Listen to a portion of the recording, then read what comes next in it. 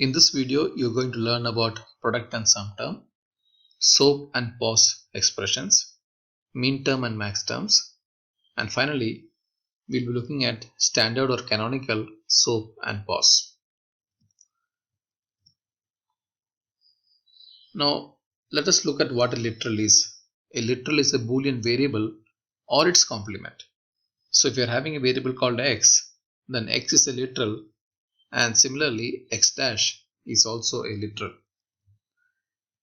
A product term is the AND of multiple literals. So if you are having variables called x, y and z, then xy or x dash y, xyz are all examples of product term. Similarly, the sum term is the logical OR of multiple literals. So x plus y, x dash plus y plus z dash, etc. are examples of sum terms. So we can see that in a sum term, the literal is x and y, and when you take the sum of these two literals, or in other words, when you take the logical OR of these two literals, we get a sum term. Similarly, in product term, we have two literals x and y, and when you take the product of these two literals, or when you add the two literals x and y, you get a product term. The sum of product is the logical OR of multiple product terms. For example, xy plus xyz plus x dash y dash is an example of sum of products expression or SOP expression, because we are having multiple product terms here, and then finally we take the sum of all the product terms, and hence this entire expression becomes the sum of various products or the SOP expression. The product of sums, they are the logical AND of multiple OR terms. For example, x plus y into y dash plus z is an example of POS expression, because x plus y is a sum term. Similarly, y dash plus z is a sum term, and when you take the product of these two sum terms, it becomes the product of sums or the POS expression. Some of the examples of sum of product is y equal to ab plus bc, where ab and bc are product terms, and this entire expression is the sum of two product terms. Therefore, this is an example of SOP expression. Y equal to a plus b into b plus c, where a plus b is a sum term, b plus c is a sum term, and we have the product of these two sum terms. Therefore, this is an example of POS expression. Minterms and Maxterms. Now, Minterms are special case product terms or AND terms which contains all the input variables. So, if you have a Boolean expression of three variables a, b and c, then abc is a minterm because it is a product term and it contains all the input variables a, b and c. Similarly, a dash, b dash, c and abc dash, they are all examples of minterms because all these terms contains all the three input variables a, b and c. Now, maxterms are special case sum terms or OR terms that contains all the input variables.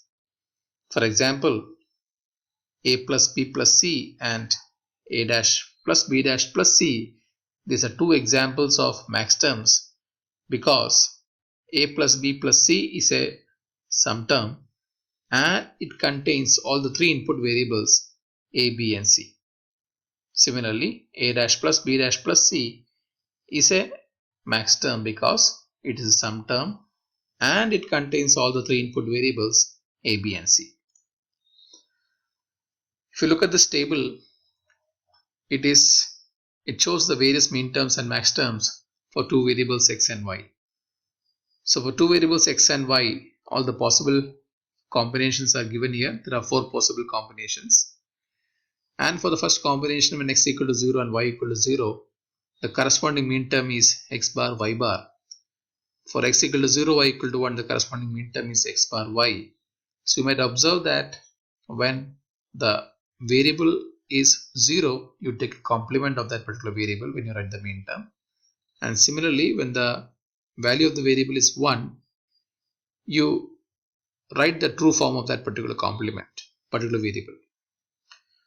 So you can see that for the various combinations of x and y, following are the different minterms.